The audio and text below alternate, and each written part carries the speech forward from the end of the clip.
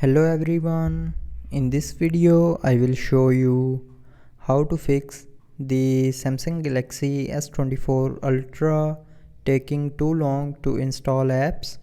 So before starting the video, don't forget to subscribe the channel and also press the bell icon. So to fix this issue, first of all, check your internet connection.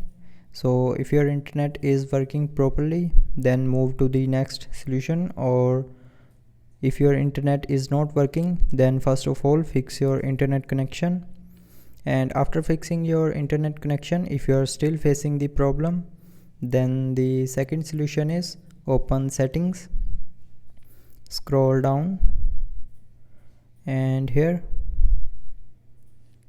click on device care and then tap on app protection.